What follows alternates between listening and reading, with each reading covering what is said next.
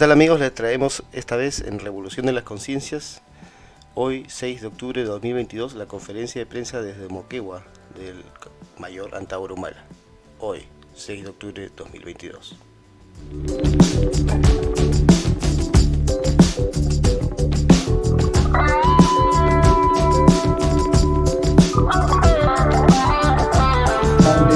De la prensa regional y también de la prensa alternativa.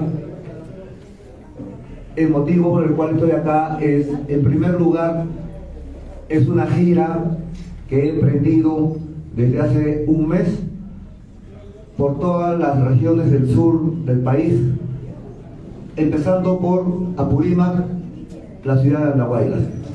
Y el motivo de esta gira es agradecer personalmente en cada región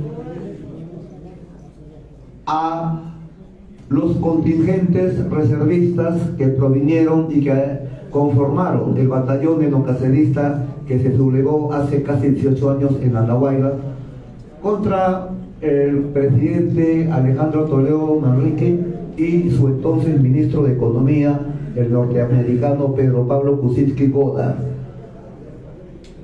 Por consiguiente, el principal motivo de mi llegada nuevamente a la región Moquegua es agradecer a los reservistas moqueguanos e isleños y de las partes altas de Mariscal Nieto y de Sánchez Cerro, agradecer su participación en el Andahuaylazo. Y no solo eso, también reconocer su valía porque me acompañaron en el cautiverio durante largos años y mantuvieron un perfil, un estoicismo de prisioneros que, si bien es cierto, habíamos sido reprimidos en aquella rebelión y encarcelados, pero nunca nos consideramos vencidos, jamás fuimos vencidos, porque vencer es convencer, y a nosotros nunca nos convenció el sistema neoliberal que nuestra rebelión era injusta, más bien nos reafirmamos en nuestras convicciones. Por consiguiente, ahora que salgo libre, porque hace un mes y medio yo estaba todavía entre rejas y paredes, y saliendo libre, recuperando la libertad después de casi 18 años, lo lógico, lo coherente era, puesto que soy el último de los que salió en libertad, era reunirnos con todo el grueso de reservistas y hacer este recorrido por la Sierra Sur, por la costa sur, que históricamente, si ustedes revisan nuestra crónica republicana, leyendo a Basadre principalmente, hallarán que todas las grandes revoluciones que ha habido en nuestra patria han provenido del sur del país. Ni siquiera de Lima ni del norte, han venido del sur del país. ¿Y por qué vienen del sur del país? Porque esta es la sede de la identidad, el sur andino del país, entre los cuales se conforma la región Moquegua, que ha brindado grandes pensadores a la República. Estamos hablando de el máximo exponente del magisterio es moqueguano, como si hagamos el compatriota Ceballos Gámez, Horacio Ceballos Gámez, entiendo que es de la zona de Caluma, de la parte alta de Mariscal Nieto. Bueno, Mariátegui también, moqueguano, y también hay un gran intelectual, Luis Valcárcel, que mucha gente cree que era cusqueño o puneño, el gran indigenista, el ideólogo del etnonacionalismo peruano, Luis Valcárcel, nació en Moquegua, pero toda su ideología la desarrolló en Cusco y en Puno. Entonces estamos viendo que esta región pequeña produce intelectuales de primera, y para mí, especialmente, que soy etnocacerista, que yo me alimenté ideológicamente de mi padre, don Isaac. Bueno, don Isaac también me hablaba mucho del indigenismo puneño, moqueguano y cusqueño de 1915, 1920, el grupo Orcopata, generador de una literatura etnonacionalista, que ahora se está descubriendo. Bueno, en ese grupo Orcopata había un moqueguano que era el cerebro, que era Luis Valcárcel. Entonces, para mí no es extraño Moquegua, porque de sus intelectuales me he alimentado, y también la primera rebelión acaecida etnocacerista, que decía en el sur del país, como bien saben ustedes, porque muchos de los acá presentes eran muchachos en ese entonces, en el año 2000, y muchos que son ya entrecanos, o sea que ya estamos pintando canas y que estamos con unos kilos de más. También participamos en esta rebelión en Locumba, como el técnico Obregón, que está presente, me acompañó en Locumba y en Andahuaylas. Es decir, es un técnico incorregible en rebeliones, no se puede corregir, ¿no? Bueno, entonces, compatriotas, hecho este preámbulo, vengo a decir que además de la gratitud que vengo acá a expresar, también paralelamente a eso vengo a denunciar un crimen de Estado ocurrido en el Andahuaylazo, que fue la segunda rebelión etnocacerista.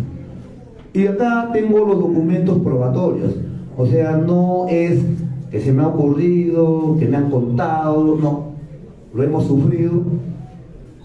Acabamos de salir libres, comiéndonos una sentencia injusta, porque nuestra posición de los rebeldes etnocaceristas, una vez presos, fue ante los jueces y decirles: señores jueces, nosotros reconocemos, nos declaramos culpables del delito de rebelión, porque nos hemos rebelado y nos sentimos orgullosos de eso, pero no aceptamos los otros cargos, no aceptamos los otros cargos porque sostenemos que había un crimen de Estado acá.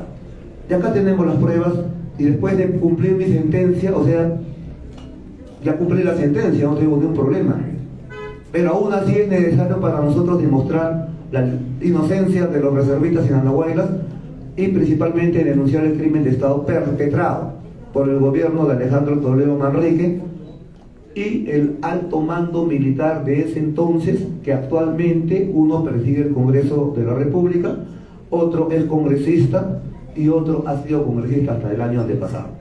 Es decir, los protagonistas del Andahuaylazo seguimos vigentes en la política peruana. Por eso que las banderas del Andahuaylazo, que no son otra cosa que la continuidad de las banderas de la rebelión de Locumba, acá en Moquegua y Tacna, siguen vigentes. Y siguen vigentes, ¿por qué? Porque es lo que la población actualmente exige: la derogatoria inmediata de la Constitución pro extranjera del delincuente Fujimori y del otro delincuente.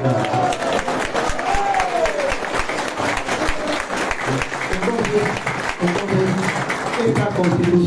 esta constitución ya ha tenido hasta la fecha 3 rebeliones militares en contra.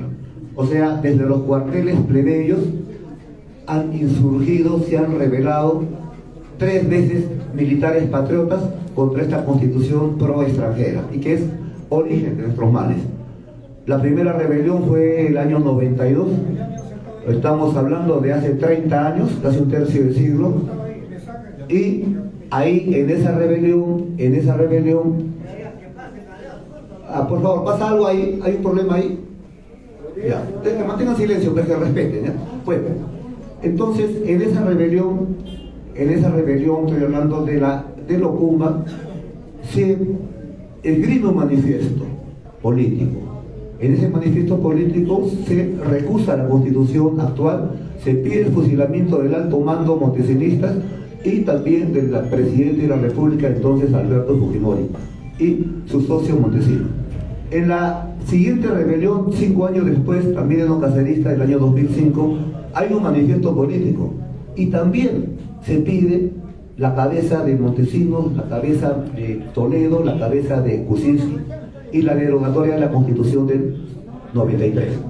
Entonces, ahora que salgo libre, después de casi 18 años, se constata que la situación, en vez de mejorar, se ha empeorado. Estamos más graves. Y ustedes quizás no se dan cuenta porque ustedes viven el día a día cotidianamente, pero una persona que sale después de 18 años percibe inmediatamente que estamos peor. El pueblo está más subyugado, el pueblo está más oprimido. Yo he estado paseando por todas las regiones del sur después de 18 años y las encuentro más deprimidas económicamente y socialmente. Hay una crisis que quizás ustedes no se dan cuenta, pero una persona que sale de la cárcel se da cuenta. O sea, el COVID ha sido terrible. El COVID ha arruinado toda la economía nacional y nos ha expuesto, nos ha desvelado que todo el crecimiento económico del cual nos hablaron durante un tercio de siglo en función del neoliberalismo extranjerizador y privatizador, todo fue una mentira, todo fue una falacia, todo fue una falsedad. Hallamos gracias a la masacre que nos hizo el COVID, donde campeonamos en mortandad a nivel mundial, de que todo el sistema económico era un libre saqueo. Los que crecían económicamente eran los dueños de las mineras, los dueños de los canales limeños de televisión, los dueños de las grandes empresas, los grandes políticos.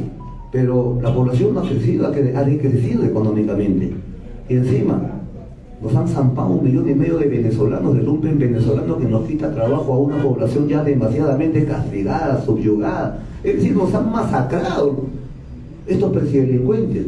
Además, estos presidelincuentes que acatan la constitución de Fujimori y Montesinos, contra la cual ha habido 3 rebeliones militares y tantas insurgencias civiles populares como lo que pasó en el Arequipazo, el Ilabazo, el Moquegüazo, lo que pasa en el Tambo Grande, en el río San Lorenzo, en Piura, conflicto entre minería transnacional libre saqueadora y agro nativo, o lo que está pasando acá nomás en la región Arequipa, en el Valle del Tambo. La Southern Perú Cooper Corporation quieren explotar ahí, hacer un cráter inmenso en medio del valle. Y yo lo digo con conocimiento de causa, porque yo he capturado Toquepala. Aquí en Quillabeco. Así, de igual manera, entonces yo le digo con conocimiento de causa. Los etnocaceristas, el año 2000, entramos a Toquepala, capturamos Toquepala. Es más, yo me senté en la oficina del gerente y de ahí emitimos el manifiesto etnocacerista inspirado en el plan Inca de Velasco. Y la captura de Toquepala por los etnocaceristas fue para emular, imitar la captura de Talara por Velasco. Entonces ahora, compatriotas, estamos viendo el conflicto entre minería y agro, y una constitución que defiende a la minería transnacional libre saqueadora, y el agro es la última rueda del coche. Yo le digo porque yo también provengo de familia dedicada al agro, yo soy ayacuchano. Los que conocen Ayacucho sabrán que es una zona netamente agraria y ganadera. Y también hay ese conflicto entre minería transnacional libre saqueadora y el agro nativo. Y ustedes saben que este año fueron quemados 7 campamentos mineros en Ayacucho. Y fueron quemados por el pueblo y con sus etnocaceristas al costado. Entonces, estamos viendo que ya hay una reacción general contra la minería transnacional libre saqueadora, que es parte de la resistencia a la constitución antinacional de Fujimori y Montesinos, contra la cual se han sublevado militares patriotas y el pueblo mismo. Entonces ya por los hechos mismos, ya esta constitución malparida ya está siendo impugnada desde los cuarteles y la civilidad. Es cuestión de gravedad, de ley de gravedad, que esto ya se erogue. Pero el cadáver criollo de la republiqueta criolla que pare delincuentes de hace un tercio de siglo en la presidencia se niega a seguir muriendo, se niega a morir, sigue agonizando. ¿Y cuál es la misión de nosotros, el pueblo peruano? Que el cadáver muera de una vez, que la republiqueta criolla globo neoliberal que pare presidentes delincuentes y traidores de hace 40 años, de una vez hay que enterrarla. Y una vez enterrada, una vez enterrada, ahí recién entonces, compatriotas, va a insurgir la nueva república. Y la nueva república, para que insurja, ¿en qué debe consistir? Tiene que haber un símbolo, tiene que haber un escarmiento histórico que yo le llamo, si no, la población no va a creer que este es un proyecto nacional revolucionario en todo el sentido de la palabra. Si no se escarmienta públicamente a los delincuentes ha habido desde el 5 de abril del 92 a la fecha, incluido el actual, que si bien es cierto, proviene o fue electo en función a una candidatura de una organización política marxista-leninista, y que por consiguiente, al involucrarse en el socialismo, se supone que debería ser la vanguardia de una transformación revolucionaria en nuestra patria, lamentablemente no está sucediendo eso. Y no está sucediendo eso porque hay falta de carácter, falta de cojones y falta de convicción. Peor aún, cuando se está involucrado en casos de corrupción. Entonces, ¿qué nos demuestra esto? Que sea cual sea el presidente de la República que dirija los destinos de nuestra patria, si es que no se emancipa, si es que no deroga, si es que no anula la constitución antinacional vigente, va a terminar inexorablemente traicionando y corrompiéndose. Porque esta fujiconstitución o vladiconstitución produce delincuencia en el poder y es en sí misma delincuencial desde el momento que antepone el interés extranjero al interés nacional. Esto lo tenemos ya, todo el pueblo lo tiene claro. Simplemente lo que nos falta es determinar cuándo vamos a derogar esta constitución miserable. Y yo les digo lo siguiente, la ocasión histórica se está presentando. Ahora que nosotros salimos de las cárceles y la historia nos da la razón, porque las banderas de la Andahuaylas y de Locumba siguen vigentes y son más urgentes, y el pueblo está más agobiado, pero ha abierto los ojos gracias al COVID y gracias a las denuncias de la Bajato. Entonces estamos viendo que ya hay una ocasión, una situación que el marxismo de antaño hubiera denominado situación revolucionaria, pero que el etnonacionalismo de nosotros considera que es una situación próxima a la fundación republicana vía el escarmiento histórico y el fusilamiento de 7 perseguidelincuentes, incluido un hermano mío que traicionó. Entonces, en esta situación estamos viendo, en esta gira que estamos haciendo, que estamos reventando todas las plazas. En Andahuaylas, los supuestos criminales, porque sepan ustedes, compatriotas, que para el Estado criollo, el Estado globo neoliberal, el Estado antinacional que pare presidentes delincuentes, para ese Estado corrupto, con su poder judicial corrupto, bueno, el que habla y los que hablamos, los que estamos los reservistas, yo soy un vil asesino de policías. Soy un vil secuestrador de policías y soldados. Sin embargo, estos criminales que supuestamente somos los etnocaceristas, cuando hemos ido saliendo de la cárcel, todos juntos a la escena del crimen, o sea, a Andahuaylas, sucede algo raro. Sucede que 40.000 andahuaylinos aclaman a los supuestos criminales. No 4 gatos, como decía el almirante Montoya, sino 40.000 gatos. Y dijeron la verdad en la plaza de Andahuaylas, dijeron que los criminales no éramos nosotros, dijeron que los criminales era el Estado globo neoliberal, con un crimen de Estado que ordenó eliminar a sus servidores, que en ese entonces eran los policías, en aquella mortandad, y también mataron a reservistas. Tuvimos reservistas muertos y heridos. Entonces, eso se llama crimen de Estado. ¿Y por qué un crimen de Estado? Muchos se preguntarán, mayor, un crimen de Estado, esto es descabellado, esto se ve en las películas, esto no se ve en la realidad, esto no se ve en el Perú. Sin embargo, sí se ven y son frecuentes. El periodismo, principalmente provinciano, tiene una gran tarea de educar a su población, desvelar. La prensa limeña jamás lo va a hacer. Canal. Los chiquitos, los muchachos de 20 años la han visto en la televisión y todavía sigue ahí. Esta señora ha envejecido conmigo. Yo he envejecido en la cárcel y esta señora ha envejecido delante de todos, públicamente. Nicolás Luca, Jaime de Altaus, todos estos periodistas, estos mastodontes de la prensa limeña, tienen un tercio de siglo en la televisión. Es el cuarto poder cómplice del primer poder ejecutivo que provoca y que produce delincuentes, del segundo poder, el legislativo, que produce también delincuencia, y el tercer poder judicial, con jueces delincuentes también. Entonces, el cuarto poder, la prensa limeña, es cómplice también en esta debacle nacional. Por eso es que Velasco Alvarado los expropió, les quitó el verbo social. Porque, compatriotas, el cuarto poder ahorita es lo más fuerte que hay en el Perú. Yo pregunto, ¿qué es más fuerte? ¿Frecuencia Latina o la bancada de Podemos Perú? Frecuencia Latina es más fuerte. ¿Qué es más fuerte? ¿El Grupo Comercio o el ministro del Interior? Es el Grupo del Comercio. Ellos juzgan, ellos dicen quién es culpable, ellos meten a la cárcel. La prensa limeña es la que ha metido a la cárcel a los etnocaceristas. Y el Poder Judicial, simplón, rampante, se alinea con la prensa. Porque como tienen rabo de paja los jueces, se alinean con los periodistas. Limeños, porque acá hay que hacer la diferencia entre la prensa limeña y la prensa provinciana. Yo lo digo con experiencia. En Andahuaylas, La verdad salió de la radio de Andahuaylas, la mentira salió de la televisión limeña. Y eso también pasó con el Moquegüazo, pasó con el Lavazo, pasó con el Arequipazo. Entonces estamos viendo en este cambio republicano, porque estamos hablando de un cambio republicano. Estamos a punto de cambiar la república. ¿Por qué?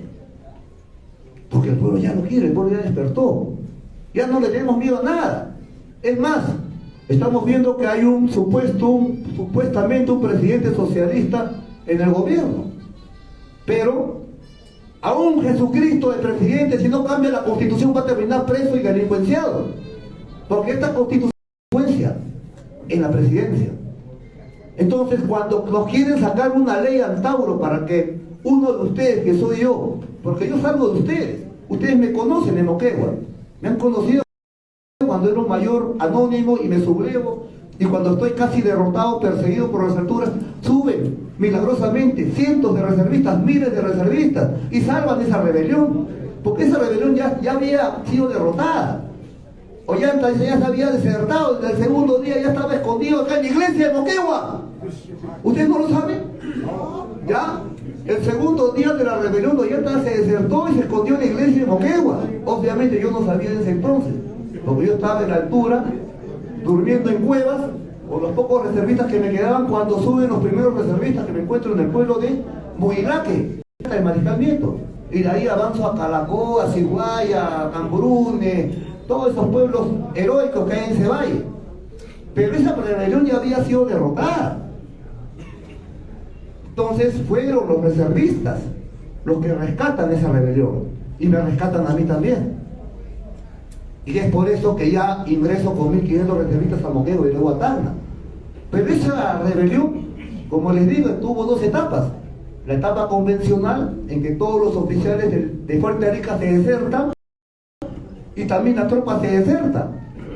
Al segundo día ya no había un soldado, todos estaban huidos, tenían miedo de rebelarse. Así hemos sido domesticados. Son pocos los que se rebelan y siguen hasta el fin. Pero hubo una reacción que yo nunca me imaginé. Jamás me imaginé que iba a haber la reacción reservista. Y fueron por miles. Entonces sí se puede. Sí se puede, se demostró en Moquegua y Tacna que sí se pueden hacer rebeliones en el Perú y populares. Y eso provocó la huida de Fujimori. La huida de Fujimori fue provocada por la última rebelión reservista. No fue por el video Curi Montesinos, ni por la marcha de los Cuatro Suyos. Porque hagan memoria, ya con la marcha de los Cuatro Suyos y el video Curi Montesinos, hubo un pacto entre la oposición congresal y Toledo, y pactaron que Toledo se iba a quedar un año más. Entonces, cuando surge la rebelión de los Cumba, no te quedas un año más, te vas ahorita. Y se fue en ese momento, se fue al mes siguiente, tuvo que ir al Japón. Entonces, ¿por qué digo esto? Porque quiero decirles que yo he nacido políticamente en Moquegua. Yo he nacido políticamente en Moquegua, políticamente soy moqueguano, si ustedes quieren. Pero también había una segunda rebelión. Una segunda rebelión 5 años después. ¿Y por qué hubo esa segunda rebelión? ¿Porque esto gustó? ¿Se nos ocurrió? No. Era necesario. Porque cuando nosotros, y acá lo digo en Moquegua porque esto pasó en Moquegua, no le dije en ningún otro sitio, cuando estamos casi 2.000 reservistas en las alturas de Calacoa y cae Fujimori, el presidente de transición Valentín Paniagua envía un mensaje a los rebeldes y nos dice: señores, reconocemos su lucha, agradecemos su lucha, pero ahora que pongan las armas cuanto antes. Somos un gobierno de transición democrática. Entonces, el que habla evaluó con sus dirigentes caceristas, reservistas, y depusimos las armas porque creímos, confiamos en la transición democrática. Y en esa transición, para nosotros lo elemental, si está cayendo una dictadura fujimoristinista en función de una constitución pro extranjera y saqueadora, lo elemental, si iba a haber transición democrática, era derogar en el acto esa constitución y convocar una asamblea constituyente. Pero eso no lo hizo Paniagua, y nos dijo: eso lo hará Toledo. Y nosotros, por eso le pusimos las armas y nos entregamos y estuvimos presos en el Real Felipe durante una semana, en el castillo del Real Felipe que queda en el Callao. Y a los 17 días fuimos amnistiados por el Congreso. El que habla, mi promoción, Marco Vizcarra, y varios reservistas más. Pero como no hubo esa transición, no hubo cambio de constitución, no hubo asamblea constituyente, Nosotros los enocaceristas,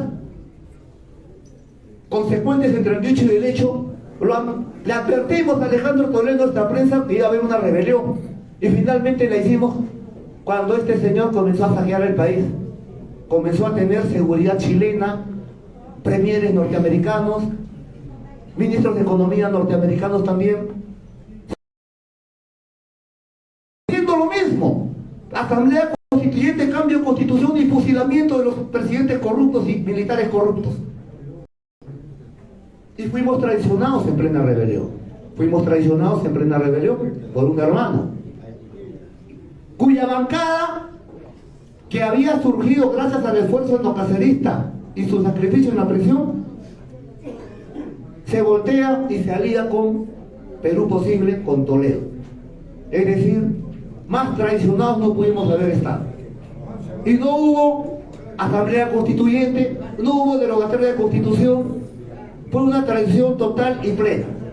Entonces, ahora que salimos libres después de casi 18 años, la situación ha empeorado, está más grave, porque se ha aguantado, se ha hecho un embalse social, que ya el dique se tiene que reventar. Y entonces nosotros salimos a agradecer por todas las plazas del sur y reventamos todas las plazas.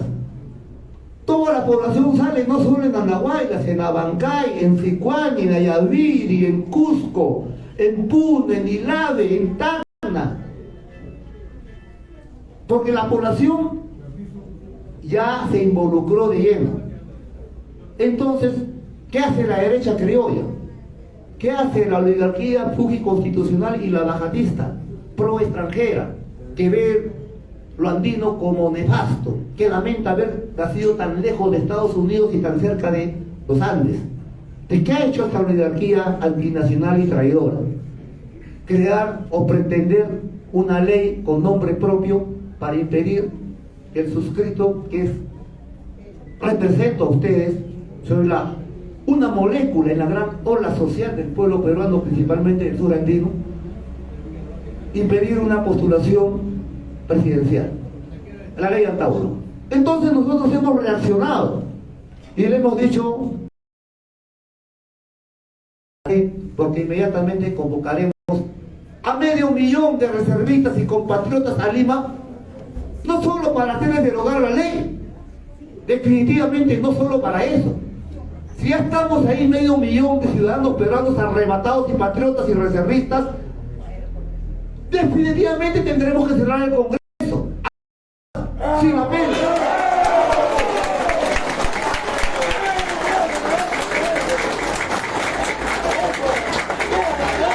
Ahora bien, compatriotas,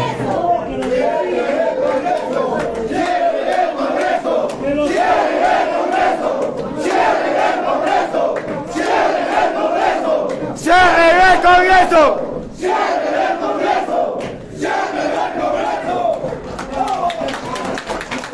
entonces, compatriotas,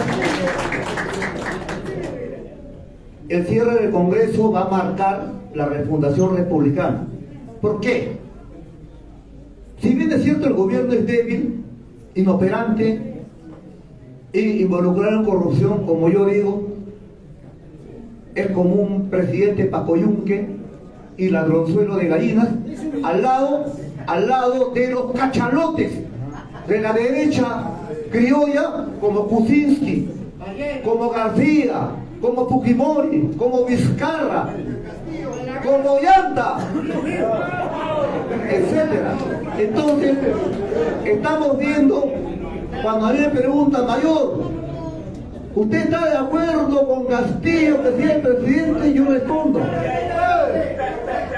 Yo respondo lo que siempre digo: son comparables los grados de corrupción del actual gobierno con los gobiernos anteriores. No es comparable. Y lamentablemente, como yo digo, en tanto no rompa con la constitución constitucional vigente, inexorablemente va a terminar preso. Por consiguiente, la oposición real, La personificación real del sentir nacional y popular somos nosotros. Ya no es el gobierno, somos nosotros. Y por consiguiente, el gobierno no se va a oponer. El gobierno no se puede oponer. ¿Por qué? Porque en el fondo sabe que tenemos la razón, porque es legal. Es más, nadie se tiene que oponer. Todos tienen que apoyar eso, inclusive la Fuerza Armada y la Fuerza Policial. Y lo voy a decir por qué. Porque es constitucional, porque es legal. No solamente es revolucionario, también es legal y constitucional. Y acá quiero explicarles lo siguiente, antes de entrar a la explicación documental del crimen de Estado. Esta es la Constitución del año 1993, actual. Pero, repito, esta Constitución es malparida, porque es producto de un autogolpe de un extranjero, preso por ladrón y violador de derechos humanos, de peruanos, y otro delincuente como Montesinos. Entonces, cuando este extranjero asiático se huye, porque huyó al Asia y renuncia por FARC, el Congreso de la República de Paniagua dio una ley que retiraba la firma del presidente Fujimori. Entonces, al retirar la firma, este documento se quedó sin firma, nadie lo firma. Porque ustedes ven la Constitución del año 93, la del año 79, la firma, pues la hunde, el año 80. O sea, para que una Constitución valga, alguien tiene que firmarla, pues. ¿Y quién la tiene que firmar? Aquel que representa a todos los peruanos, que es el presidente. Entonces, un documento que no tiene firma, como este de acá, y que es antinacional, que produce delincuentes en la presidencia, es poco más que un papel higiénico.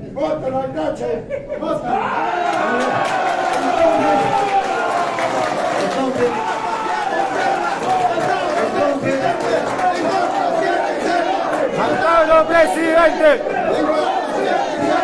¡Macabro presidente! Entonces, habiendo votado el papel higiénico, que no firma nadie, que es autoría de dos delincuentes como Fujimori y Montesinos. Montesinos está preso con él, ¿eh? Está en la base naval por corrupto. Dice que nos ha vuelto un pueblo empobrecido, sacrificado, explotado. Ese papel higiénico tiene la culpa. Y estos dos delincuentes. Pero más aún, los delincuentes que permiten que siga vigente eso que ha sido presidente. Inclusive el actual. Por eso, ¿cuál es la ley? Si el papel higiénico no vale, cojo la siguiente Constitución, que es la anterior. ¿Y cuál es? La del año 93. De 79. La del año 79, perdón. Pero antes de leer este artículo, yo quiero explicarles por qué esa es la Constitución que vale.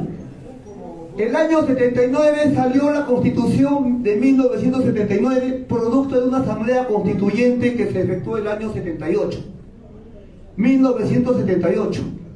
O sea, estamos hablando de más de 40 años. 44 años. Es decir, la mayoría de los acá presentes no existían en ese momento. No existían. Entonces estamos hablando de los viejos, los que tenemos ya canas, que sí nos acordamos. Y los viejos deben educar a los jóvenes, pues, deben decirles qué pasó. Y en esa asamblea constituyente hubo 100 asambleístas, 2/3 de derecha, las izquierdas con más fuerza y el nacionalismo. Y eso se reflejó en la Constitución del año 79. ¿Por qué? Porque Morales Bermúdez dio un golpe a Velasco y lo traiciona, y el pueblo se subleva y obliga a la dictadura de Morales Bermúdez antivelasquista a convocar a una asamblea constituyente y producir un nuevo contrato social, que es la Constitución del año 79. Pero en esa Constitución no es tampoco la panacea, no es lo máximo. Pero como había 1/3 de participación socialista y nacionalista, o etnosocialista, digámoslo así, se da en el contenido de esa Constitución un sesgo nacionalista, algo de nacionalismo hay.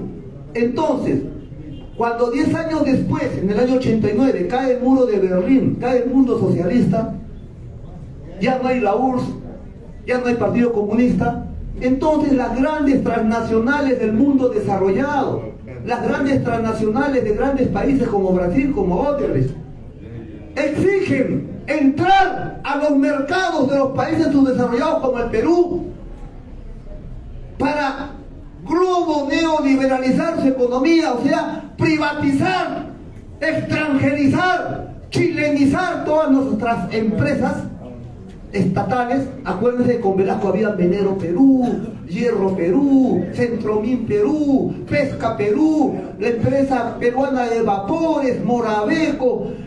Éramos un estado empresario poderoso y chamba solamente era para los peruanos. Los extranjeros no podían trabajar en nuestra patria. Los extranjeros solamente podían hacer turismo y gastar su plata en nuestro país. No podían quitarnos trabajo como ahora. Entonces, cuando Velasco cree que el estado empresario, surge la contrarrevolución y el golpe de estado de Morales Bermúdez. Y encima, con Velasco la Fuerza Armada comienza a repotenciarse para recuperar nuestros territorios irredentos allá en el sur. Es por eso que Chile tiene que minar su frontera norte.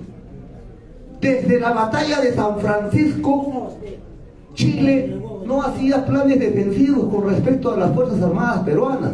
Con Velasco los pusimos a la defensiva, a portas de recuperarse Arica, pero vino la traición.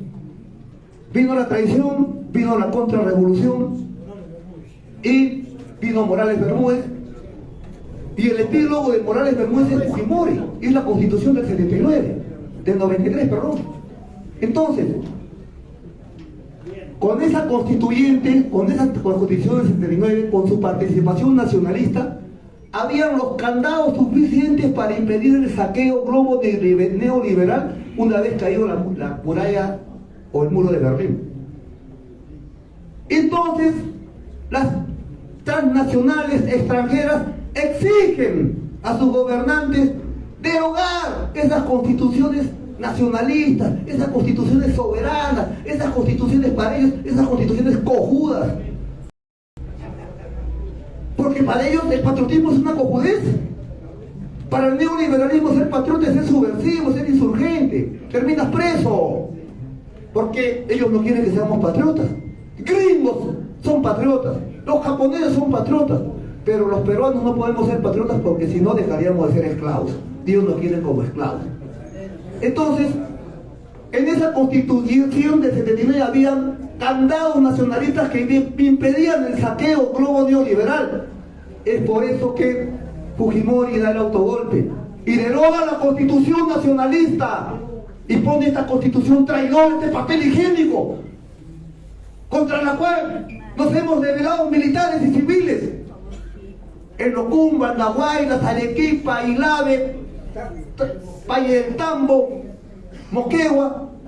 O sea, el Perú ha resistido, el Perú resiste. Estamos resistiendo y ahora estamos ganando. Y ahora estamos ganando.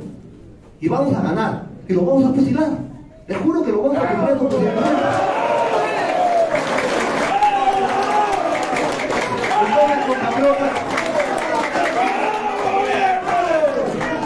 Entonces, compatriotas, para nosotros es imperativo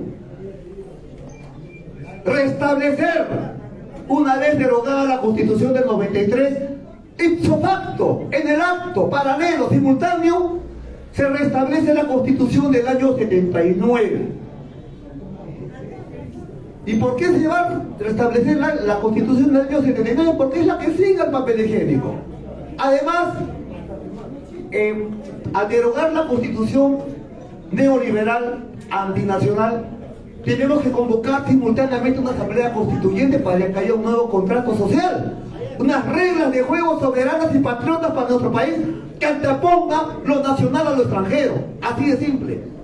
Pero para que se convoque una asamblea constituyente tiene que haber elecciones, cada región tendrá sus asambleístas y esas asambleístas del pueblo tendrán que trabajar durante un año se les tendrá que tener concentrados, encerrados en un recinto. Será el Palacio Legislativo, el Estadio Nacional, el Coricancha, no lo sé. Pero esos señores, esos compatriotas, tienen que producir en un año ese nuevo contrato social patriota y soberano para nuestra patria con las banderas velasquistas. Pero mientras dure ese trabajo, se convoque a la Asamblea Constituyente, trabaje esa Asamblea Constituyente y produzca su nuevo contrato social, su nueva constitución. En ese año, ¿qué va a regir? En ese año, ¿qué va a regir? Obviamente tiene que regir la Constitución del 79. Lógica pura, sentido común. Y para aferrarnos y lograr el escarmiento histórico, esa Constitución nacionalista tiene un artículo mágico, tiene un artículo providencial que nos ha enviado el Pachacama, no hay nada que hacer. ¿Y qué dice ese artículo mágico? Es el último artículo, el 307. Yo creo que la prensa local debería alimentar y explicarlo al pueblo, porque la prensa educa, la prensa cuando es patriota agita la mente del pueblo, pero también lo educa. ¿Y qué dice el artículo 307? Lo vamos a leer juntos. Artículo 307 de la Constitución del 79. Esta Constitución no pierde su vigencia ni deja de observarse por acto de fuerza o cuando fuera derogada por cualquier otro medio distinto del que ella misma dispone. Es decir, según la Constitución del 79, sigue vigente y no ha sido apurada con el golpe de Estado fujimorista del año 92. O sea, según este artículo, la Constitución sigue vigente. En estas eventualidades, todo ciudadano, investido o no de autoridad, o sea, cualquiera de nosotros, no es necesario estar en el ejército en actividad, o ser policía o ser ministro, tiene el deber, ojo, dice el deber, no dice la posibilidad, tiene el deber, la obligación, el deber. Yo como soldado tengo la orden, por eso me sublevé 2 veces. Tiene el deber de colaborar en el restablecimiento de su efectiva vigencia. Son juzgados, según esta misma Constitución y las leyes expedidas en conformidad con ella, los que aparecen responsables de los hechos señalados en la primera parte del párrafo anterior, o sea, acá. O sea, Fujimori y Montesinos deberán ser juzgados y castigados. Asimismo, los principales funcionarios, esto es lo más bonito, asimismo, los principales funcionarios de los gobiernos que se organicen subsecuentemente, o sea, en adelante, si no han contribuido a restablecer el imperio de esta Constitución, deberán ser igualmente castigados. O sea, Paniagua, porque Paniagua debió haber restablecido igual, Kuczynski igual, Vizcarra igual, Sagasti igual, Medina igual, Castillo igual. Todos. Si no restablece la Constitución, se somete a esto. Todos. Por eso, si el compatriota Castillo le falta cojones, va a terminar como un presidente delincuente. Así de simple. Entonces, compatriotas, el Congreso puede decretar, mediante acuerdo aprobado por la mayoría absoluta de sus miembros, la incautación de toda parte de los bienes de esas mismas personas y de quienes se hayan enriquecido al amparo de la usurpación para resarcir a la República. Entonces, acá está la llave mágica. Nosotros podemos desconocer la Constitución de Fujimori ahorita mismo. Es más, debería desconocerse ya por el prefecto de acá. Si lo hace, va a terminar preso. Entonces, nosotros asumimos el gobierno. Lo primero que hacemos es derogar la Constitución del papel higiénico. Y lo primero que exigimos es restablecerla del 79 con su último artículo, y con eso metemos preso en el acto a todos los presidelincuentes habidos desde el 5 de abril del 92. Pero no solo a esos, también a todos los congresistas a veces habidos desde el 5 de abril del 92. A menos que abjuren, tienen que abjurar, pero igual tienen que ser sancionados, tienen que devolver todo lo que se robaron. Entonces, compatriotas, en la base naval donde yo he estado hay 6 celdas. Y está perfecto, 6 celdas para 6 presidelincuentes en la base naval.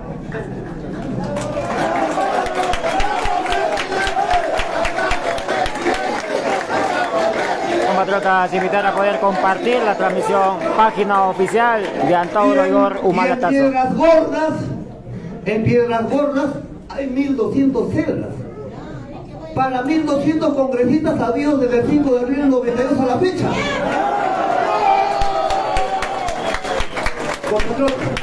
Ustedes dirán, el mayor Antauro está fantaseando. 6 presidelincuentes, 1.200 congresistas. Pero yo les digo, yo no estoy fantaseando, en absoluto. Digo lo que voy a hacer. Porque cuando sale alguien después de tanto tiempo preso, no sale a bromear. Nadie sale a bromear después de tanto preso. Salimos a ejecutar, salimos a hacer las cosas. Por eso te decimos, salimos más arrebatados que nunca, porque tenemos una vida. Amamos tanto a la vida que no nos interesa la muerte, porque estamos condenados a la muerte desde que nacemos. Entonces hay que vivir por algo justo, por algo hermoso. ¿Y qué más hermoso que cambiar su república? Entonces salimos con todo. Salimos con todo. Si hay que enfrentar, enfrentamos. Si hay que pelear, peleamos. Si hay que volverse a rebelar, nos volvemos a rebelar. Y nos importa un carajo porque primero está la nación.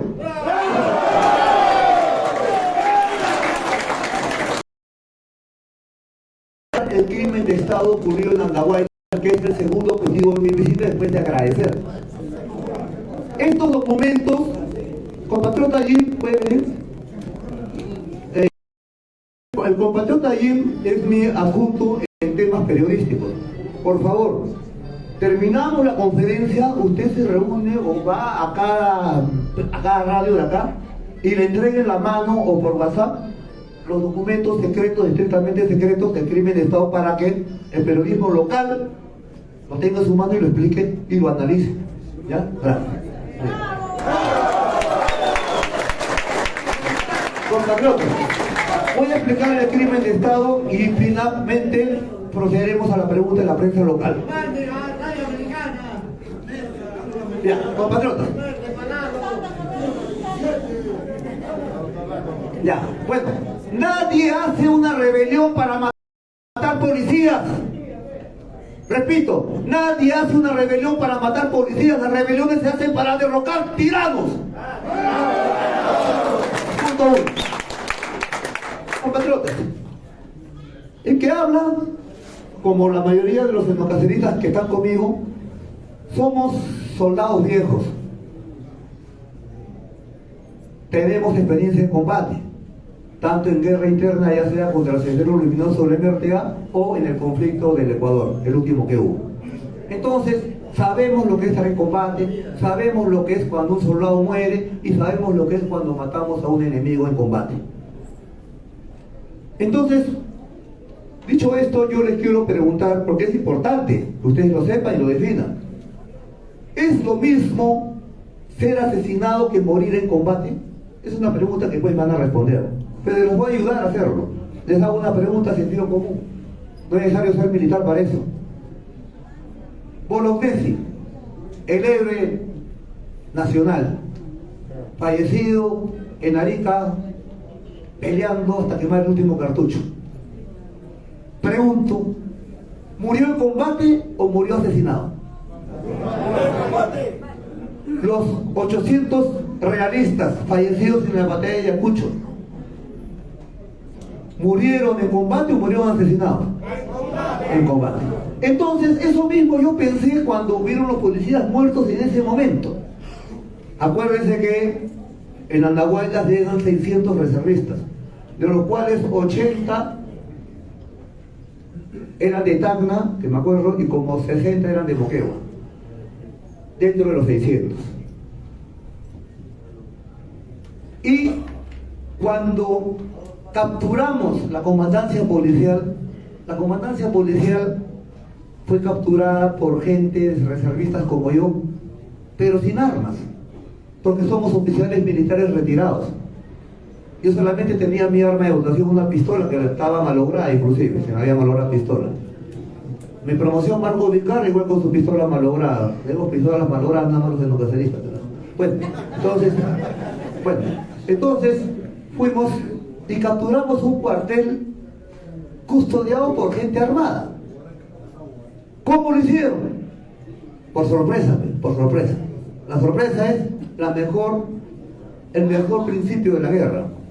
Yo con un palo, por sorpresa, puedo eliminar a un marine norteamericano armado de un G3 o de un Galil. sorpresa. Y la sorpresa se dio fácil porque era año nuevo. Usted sabe que el andahuaylazo fue en el año nuevo. Y lo hicimos a las 3 de la mañana porque sabemos que a las 3 de la mañana normalmente la gente está horizontal, la gente no está vertical, están horizontales, ¿no? Entonces fue una sorpresa total. Meritorio. A los días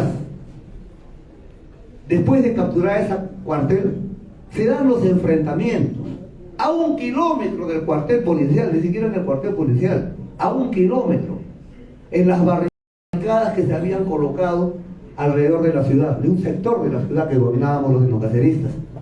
Y las barricadas se hacen para defender, pues nadie hace barricadas para atacar, es absurdo. Las barricadas son para defenderse.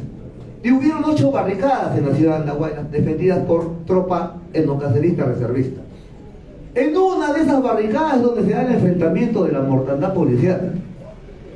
Y cuando sucede, yo me apersono de una barricada a otra y cuando llego, ya los cadáveres estaban regados sobre el puente colonial a 200 metros de la barricada más próxima. Entonces, mi primera reacción fue lo siguiente: ¡ah, caray! Estos policías han venido a atacarnos porque estaban con armas, ¿eh? Por si acaso no venían con flores. Esos policías venían armados hasta los dientes también. Y venían a matarnos. Entonces yo me puse a pensar con la experiencia de combate que tengo en la zona de emergencia y en el conflicto con Ecuador. ¡Ah, caramba! Murieron de combate. Murieron de combate. ¿Y quién de mis reservistas habrá sido? ¿Habrá sido el reservista Isme? ¿Habrá sido el reservista fulano, Juanito? ¿No? ¿Quién habrá sido? En algún momento lo sabré. Pero en ese momento no tenía por qué preocuparme porque había otras barricadas y había más combates. Entonces, cuando luego de varios días ya mueren los reservistas, hay negociaciones, toda una serie de vicisitudes, terminamos presos y traicionados, porque sepan ustedes que acá en la confesión, Ollanta tenía que presentarse en Desaguadero, donde le esperaban 600 reservistas más. Solamente tenían que hacer acto de presencia. Y venía de Seúl a La Paz. Pero nunca se presentó. Y de ahí ya nosotros sabíamos que estábamos siendo traicionados, pero teníamos que seguir adelante. Y seguimos adelante, como hasta ahora. Entonces, una vez presos, en la defensa que tuvimos ante los jueces, obviamente van saliendo documentos, saliendo pruebas, porque la rebelión del Andahuaylazo fue la primera rebelión en el Perú en el cual los celulares ya filmaban. Los celulares ya filmaban. Y en Andahuaylas había 1000 andahuaylinos con su celular prendido todo el tiempo. Y muchos reservistas lograron salvarse porque como el pueblo apoyaba totalmente a sus reservistas, mandaban los videos y cada soldado reservista mostraba un video en el cual estaba en otra barricada y fueron declarándolos inocentes poco a poco. Entonces, también van saliendo otros documentos que comienzan a llegarme a mi persona en el juicio. Y de esos documentos lo primero que llamó la atención fue que los balazos, los exámenes periciales de las balas que mataron a los policías, todos eran por la espalda. Todas las balas que mataron a los policías en Andahuaylas fueron desde retaguardia. Entonces, puesto que nosotros, las barricadas etnocaceristas estaban al frente, a los mismos peritos de la policía les llamó la atención. Es posible que si el enemigo está al frente, las balas sean por la espalda. Entonces, ¿ellos qué hicieron? Le exigieron al juez, a los jueces, que efectuara la reconstrucción de los hechos. Y los jueces prometieron hacer la reconstrucción de los hechos, reiteradamente. Y a esa promesa, a ese pedido de la policía, se aunó mi defensa. La doctora Huidobro, todos mis abogados, pidieron también la reconstrucción de hechos porque algo no cuadraba. Sin embargo, a pesar que los jueces lo prometieron varias veces, es más, algunos se acordarán que a veces se me visualizaba en ciertos videos lanzando las sillas, botando las mesas, agarrando a los jueces, insultando a los jueces para que me expulsaran. Bueno, eso es verdad, yo lo hacía porque exigía la reconstrucción de hechos. Y si no había reconstrucción de hechos, prefería que me voten del juicio, que no quería participar. ¿Por qué no se hizo la reconstrucción de hechos? Porque si se hacía la reconstrucción de hechos en que todos los participantes tienen que ubicarse en sus desplazamientos originales, es decir, los 600 reservistas en cada una de sus barricadas, los 2000 policías que nos rodeaban en cada uno de los cerros donde estaban ellos, los 1000 policías, los 1000 soldados que nos rodeaban, igual tenían que ubicarse. Y ahí tenían que haberse ubicado también los francotiradores. Entonces no se hizo por eso. Fue una prueba también del fraude de ese juicio. Pero ¿qué pasó? A medida que construyeron los juicios, me llegan documentos secretos y estrictamente secretos del interior del ejército por medio de oficiales patriotas, velasquistas y etnocaceristas. Y estos documentos los tengo acá. Y pruebo con eso el crimen de Estado. He presentado un recurso de revisión de mi sentencia, diciéndole a los jueces lo siguiente: señores jueces, yo voy a cumplir mi condena, pero aún así voy a demostrar mi inocencia porque hubo un crimen de Estado. Acá le entrego los documentos. Pero el recurso de revisión me lo ha rechazado el Poder Judicial por un tecnicismo, no por cuestión de fondo. O sea, voy a tener que presentarlo nuevamente, pero voy a presentar con 500.000 de reservistas en Lima, cuando convoquemos 500.000 de reservistas y cerremos el Congreso de acá. A continuación vamos a entrar a las pruebas propiamente hechas. Ustedes van a escuchar ahorita las palabras del ministro del Interior, Carlos Basombrío Iglesias. Carlos Basombrío Iglesias, por si acaso, no es etnocacerista, no es antaurista. Todo lo contrario, es un furioso anti-etnocacerista, un furioso anti-antaurista. Él fue ministro del Interior de Toledo durante el Andahuaylazo y después fue ministro del Interior de Pedro Pablo Kuczynski en su gobierno. Acuérdense que Pedro Pablo Kuczynski durante el Andahuaylazo era ministro de Economía de Alejandro Toledo. Ya. Acuérdense también, ahora lo sabemos por las prescripciones de Lavajato, que 6 semanas antes del Andahuaylazo, está probado por las investigaciones del fiscal Pérez de Lavajato, se sabe con fechas y apellidos que 6 semanas antes del Andahuaylazo se reunieron en una suite del Hotel Marriott del Río de Janeiro, Brasil, Pedro Pablo Kuczynski con Alejandro Toledo, con Marcelo Odebrecht y Jorge Barata, más Ávila Om y Joseph Maiman. Lugar en el cual se pactó, repito, lugar en el cual se pactó 6 semanas antes del Andahuaylazo la coima de $37 millones por la Interoceánica del Sur, entre otras coimas más, repito, entre otras coimas más. Entonces, cuando 6 semanas después de esa coima, con la plata, con esos $37 millones guardados en un paraíso fiscal, en una cuenta secreta, en Suiza o en Andorra, sucede el Andahuaylazo, en el cual un grupo de soldados, un grupo de reservistas que sacaban un periódico que todos los días lo amenazaba con un golpe de Estado a Alejandro Toledo por traidor, por corrupto y por miserable.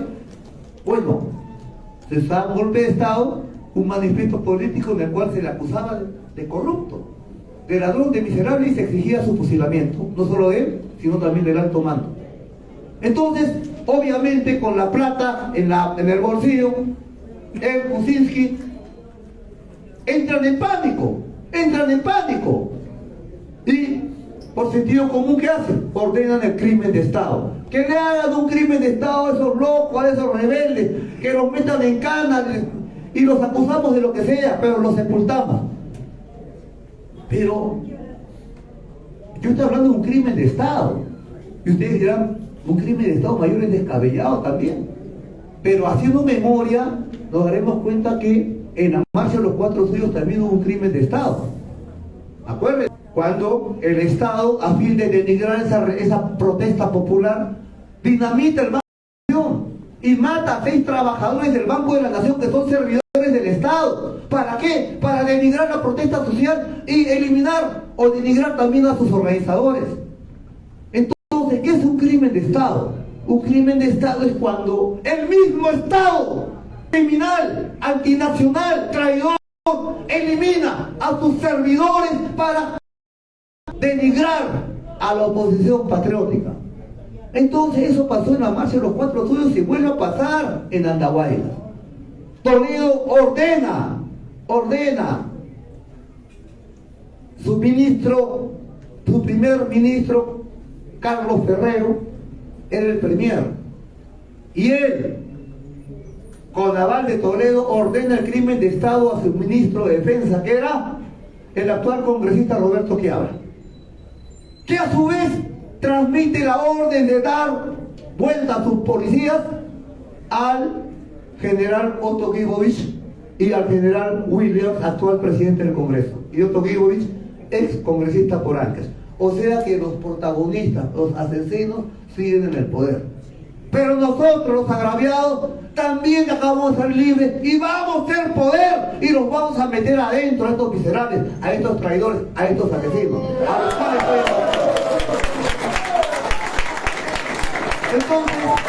entonces, acá, ustedes van a observar las palabras del ministro del Interior de Toledo y de Kuczynski, el hombre mejor informado en el Perú con respecto a la mortandad policial ocurrida en Andahuaylas el 2 de enero del año 2005. Por favor. Micrófono.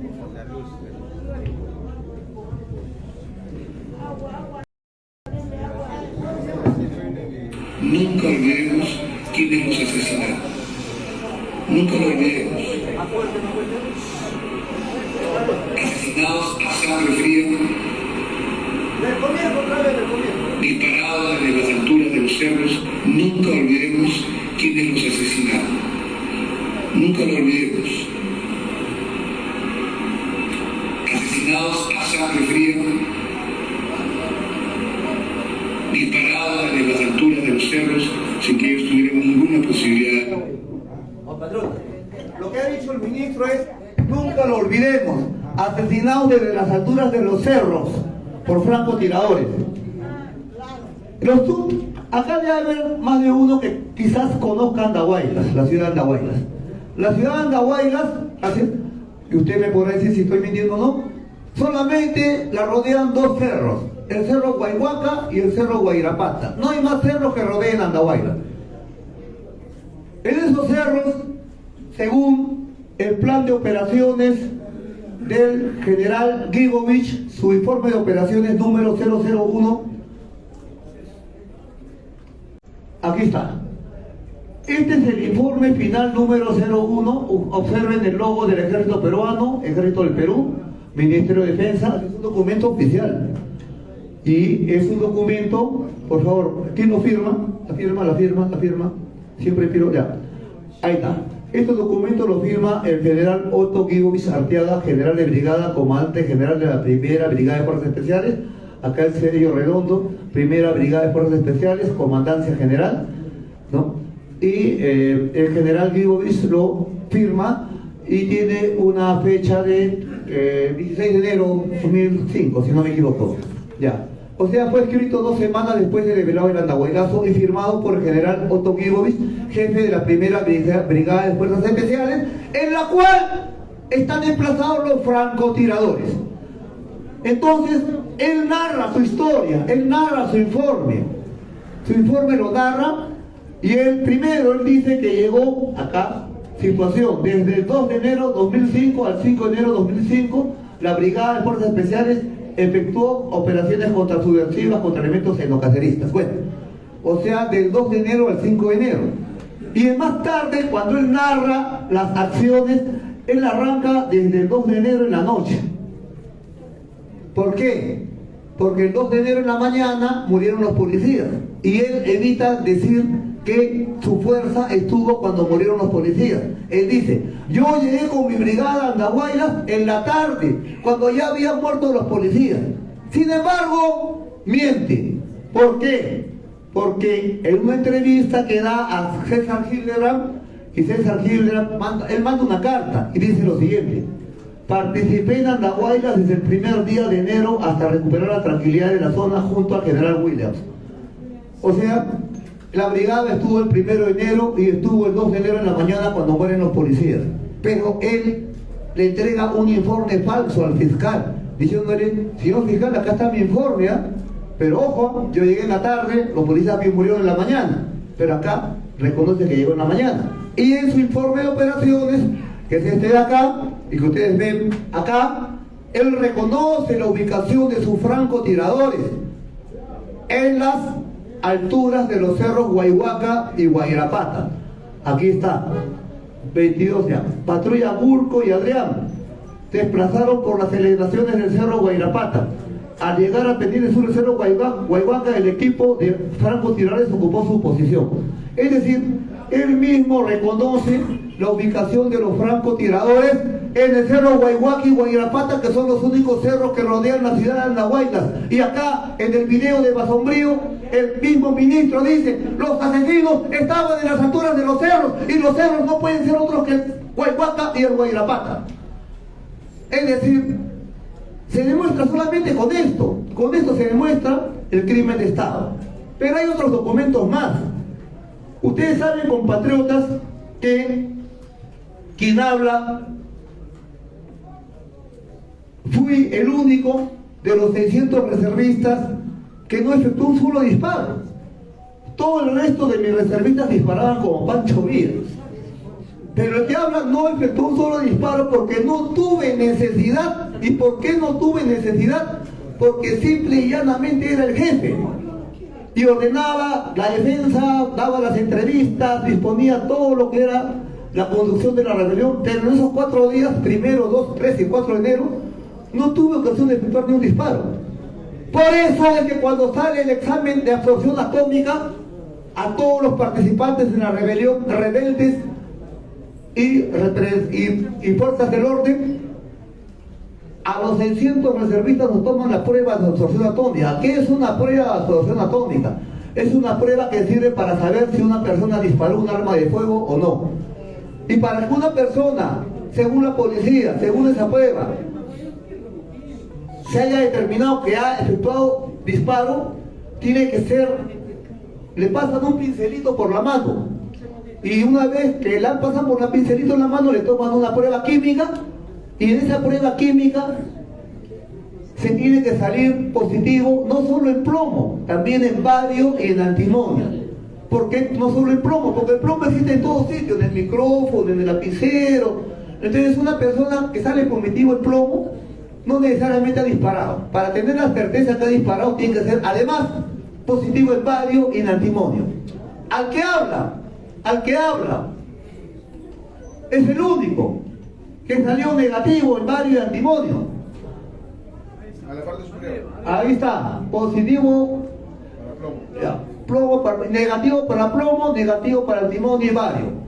Entonces, estableció que yo no disparé. Sin embargo, según la sentencia del Poder Judicial tramposo, apestoso que tenemos, estos jueces supremos, San Martín, Biestein, semejantes estafadores, ladronazos, prevaricadores, a pesar de esta prueba, según estos jueces, soy el único culpable de los 6 disparos que mataron por la espalda a los policías en Andahuaylas. Es decir, el único de los 600 reservistas que no disparó es el culpable de los 6 disparos que mataron por la espalda a 6 policías que fueron disparados según el ministro de las alturas de los cerros y que según el general Gibovich estaban en el Guayhuaca y Guayrapata los francotiradores. Entonces, esta es mi sentencia apestosa. Esta es la sentencia que yo he tenido que soportar durante 18 años. Encima, sabemos que los francotiradores fueron. Estas son las armas que capturó el pueblo de Andahuaylas. Porque fue el pueblo de Andahuaylas con los reservistas quienes se rebelaron. No se rebelaron los reservistas solo. Se rebelaron con toda la población. Toda la población participó. Fue algo parecido a lo de Locumba. Toda la reserva subió. Porque los rebeldes ya éramos pocos. Y la rebelión se volvió rebelión popular. Pero en Locumba no sucedió la rebelión de Moquegua, no hubo barricadas en la ciudad de Moquegua, fue todo en las alturas. En Andahuaylas fue algo diferente, la rebelión se dio en la ciudad misma, en la capital misma, en la ciudad misma, las barricadas estuvieron ahí misma y la población estuvo con nosotros. Por eso que nos reciben 40.000 andahuaylenos a decirnos que son inocentes, sabemos que son inocentes, los culpables son los gobernantes. Entonces este es el armamento que se capturó entre todos a los francotiradores. Estas armas son de largo alcance, son sofisticadísimas. Tienen un alcance y una mira telescópica que puede dar a 1 kilómetro de distancia a una moneda en el centro. Así es la precisión. Y fue tal la precisión que todos los policías muertos, a pesar que tenían chaleco antibalas, la bala fue tan precisa que entró entre el chaleco y la nuca. Exacto.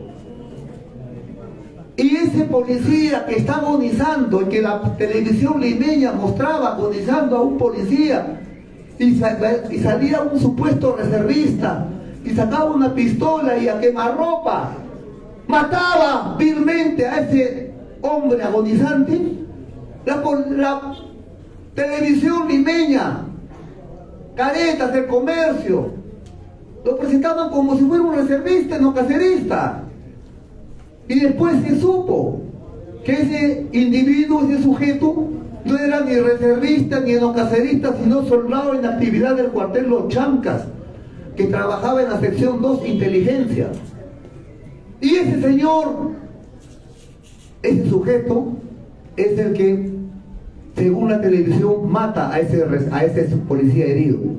Pero se supo después que ese señor no era ni reservista ni enocacerista, era soldado del servicio de inteligencia, acabó del cuartel Los Chancas, o sea que no estaba bajo mi mando, estaba bajo el mando del general Kibovich.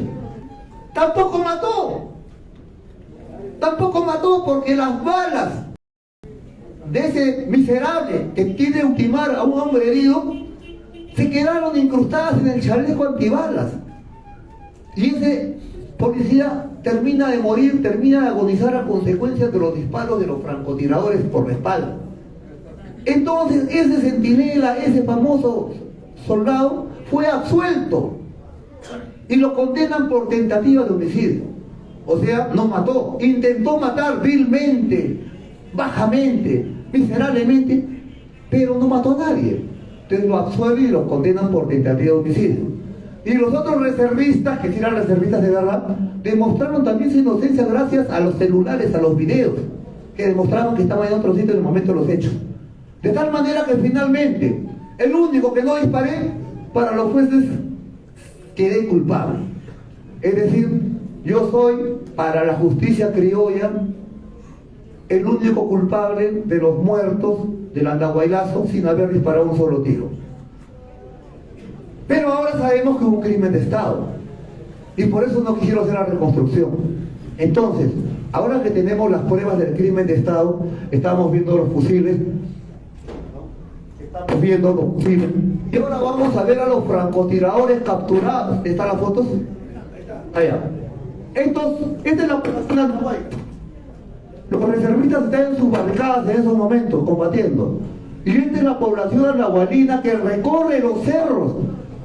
Al constatar el crimen de Estado en ese momento, la misma población recorre los cerros, Guayrapata y Guayhuaca, y comienza a cazar como a conejos a los francotiradores y los comienzan a capturar uno a uno.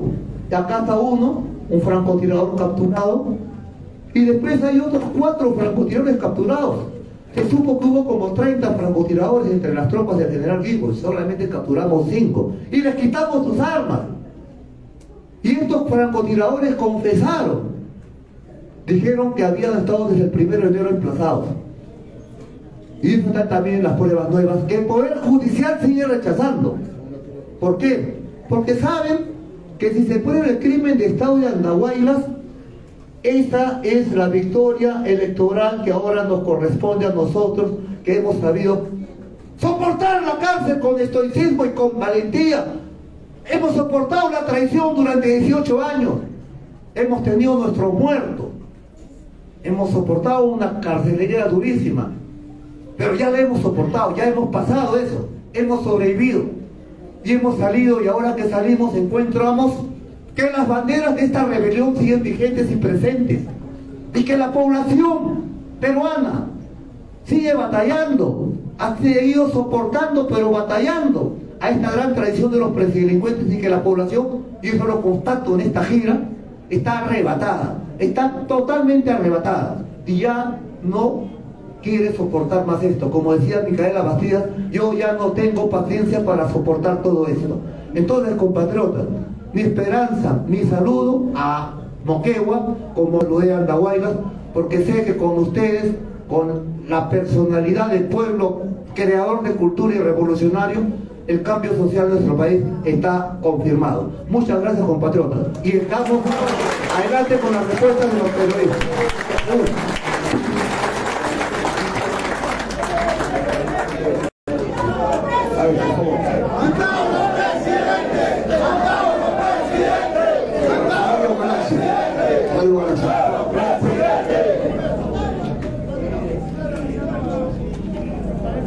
Mayor, buenos días, bienvenido a Moquegua.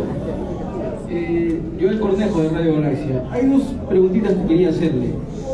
Uno, Alberto Fujimori en los años 90 vendió a precio regalado lo que se conoce ahora como Anglo American y el proyecto Quellaveco.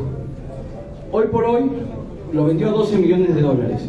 Hoy por hoy esta empresa minera se está valorizando en cerca de 6.000 millones de dólares. El presidente Castillo hace poco le ha dado ya la autorización total para empezar la explotación minera. El ANA a cada rato le da autorización de agua y en Moquegua no hay agua. En Moquegua, en Hilo, solamente en La Pampa les dan agua por horas y la empresa minera está en cabecera de cuenca. Esto va a seguir sucediendo, Mayor, si es que se le permite por parte del Estado, con esta política que se tiene de autorizar empresas mineras en cabeceras de cuenca. ¿Qué se va a hacer al respecto? Mayor, tenemos, usted mencionó que se va a fusilar a los presidelincuentes, a los de alto mando, pero se tendría leyes para poder hacer ello, y si se empiezan con nuevas leyes, ¿podrían ser retroactivas? ¿Se podría dar? Eso es todo. Gracias. Con respecto, compatriotas,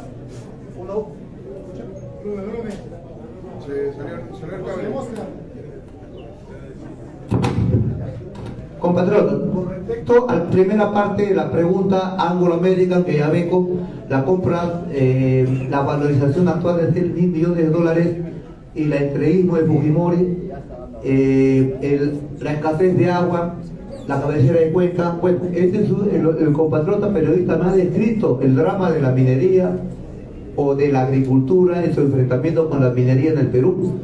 Y lo que está pasando en Quellaveco está pasando en todo el Perú, en toda la minería transnacional y saqueadora. Y acá por eso yo rescato el plan Inca del general Velasco. En el plan Inca del general Velasco, escrito en el año 68, o sea, hace casi medio siglo, un grupo nacionalista y patriota del ejército estudió la situación del país, que era muy similar a la actual. Una crisis tremenda, un entreguismo tremendo, falta de identidad nacional, corrupción generalizada, y eso provoca la irrupción de la historia del general Juan Velasco Alvarado con un proceso revolucionario. Y en ese plan Inca se establecían las reglas de juego soberanas en relación a la minería.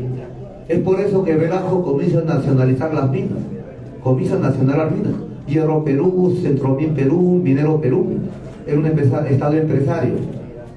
Ahora, con Fujimori, el crecimiento es ajeno, ya no es en función a Entel Perú, sino en Telefónica Española, no Perú, sino a la Chile, crecimiento ajeno, y ya no en función a Hierro Perú, Minero Perú, sino en función a Quellaveco, Sauder, etc.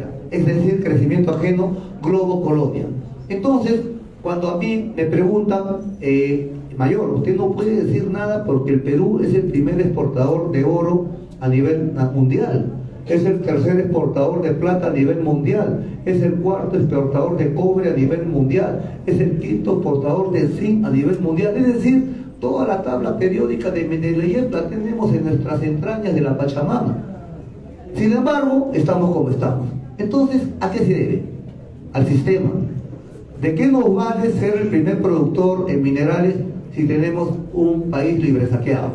Es como que nos hagan creer, como a los indios vitayos del Potosí del siglo XVII, que debiéramos estar orgullosos que el virreinato y la mina del Potosí sean la primera exportadora de lingotes de plata para Carlos V, rey de España. Obviamente, en una reacción nacionalista, nosotros diríamos, ¿y a nosotros qué carajo? ¿Qué nos interesa que seamos primeros exportadores de plata para el rey de España si todo se va? Por nosotros que el Pachacamac derrumbe esta mina y que no salga ni un gramo de oro de plata hasta que haya una gobernación patriota. Recién cuando hay una gobernación patriota, bueno, explotaremos nuestros minerales, los exportaremos, pero la riqueza se quedará acá. Entonces, lo que está pintando esta pregunta es esta demanda. ¿Qué hacer?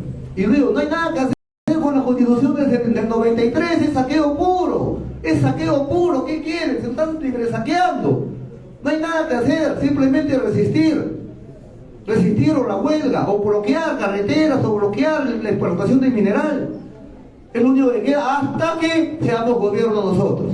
Hasta que seamos gobierno nosotros. Entonces vamos a modernizar el plan Inca a la altura del siglo XXI con internet e informática. Pero repito, en un Estado soberano, bajo un Estado soberano y patriota, sí ya podemos recién explotar nuestras minas, pero con nuestros técnicos propios.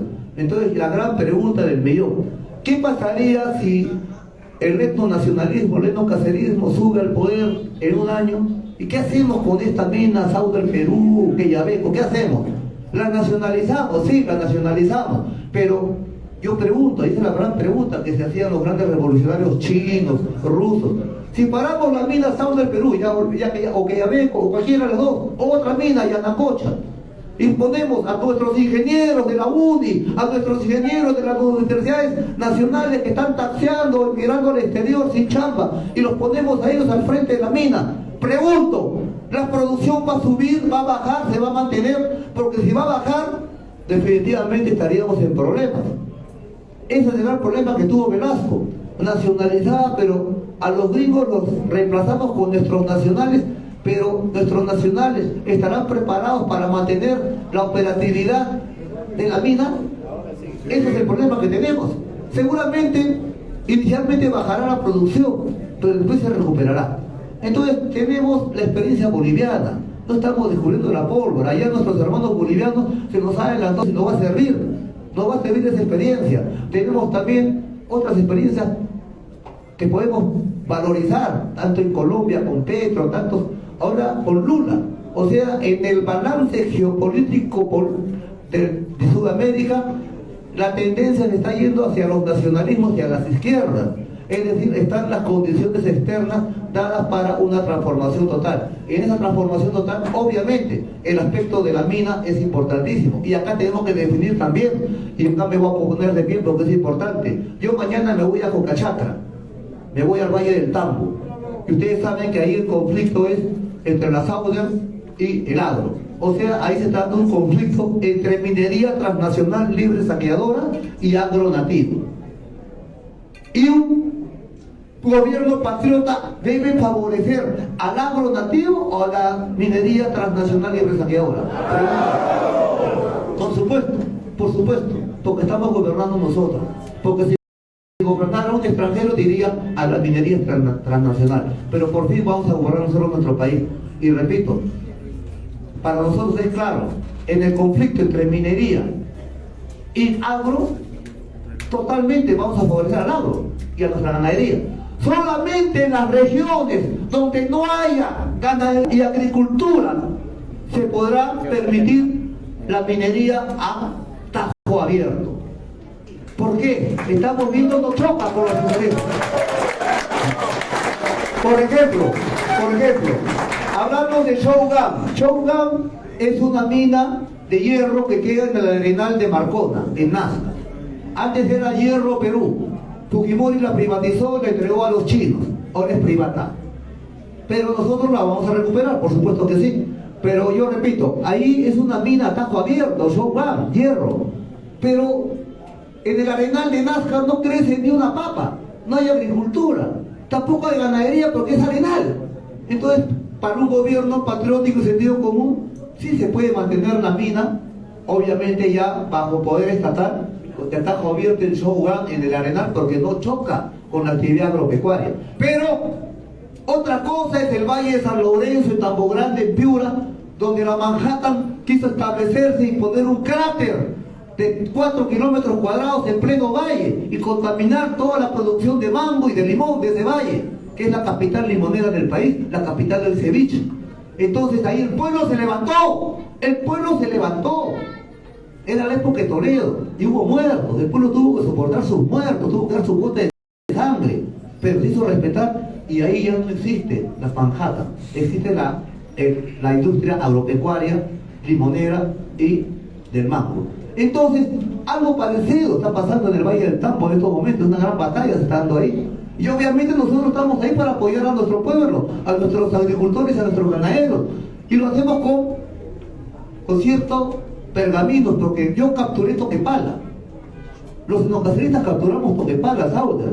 Y si es necesario volver a capturarlo, lo haremos nuevamente. Pero repito, para nosotros nuestra posición en el Valle del Tambo es pro agropecuario. ¿Alguna otra pregunta, compatriotas?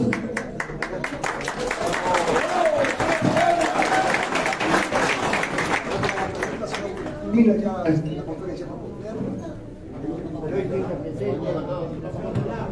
¿De qué medio? Aló, de Radio Americana, buen día. Dos preguntas, mayor. Primero, en cuanto a cuáles son sus referentes a nivel internacional en política de Estado actualmente. Y finalmente, en cuanto a la exportación de materia prima, ¿cuál sería su posición en un eventual gobierno suyo? En cuanto a exportación de materia prima, ¿cuál sería su posición en un eventual gobierno suyo? Y los referentes a nivel internacional en política de Estado. Gracias. La pregunta del compatriota es que el Perú exporta materias primas, la posición al respecto. O sea, entiendo si apoyaríamos seguir exportando materias primas o una exportación, digamos, con valor agregado. Bueno, señores, nosotros somos exportadores de piedras desde que llegó Pizarro acá. Exportamos piedras. Será mineral, pero no dejamos de exportar piedras. Y es más, nos hacen creer que nuestro destino simplemente es seguir exportando piedras y, en el mejor de los casos, llegar a ser cocineros en las cocinas de los gringos en Europa o Estados Unidos. Es lo que nos ponen como opción. Entonces, lo que ha descrito la pregunta de acá del periodista, en verdad es una pregunta que pone el río en la llaga. ¿Seguir como colonia o emanciparnos y volvernos nación? Porque cuando dice, seguiremos exportando materias primas, bueno, es seguir la política de Francisco Pizarro y de Diego de Almagro. Ahora bien, estamos hablando de una nueva república.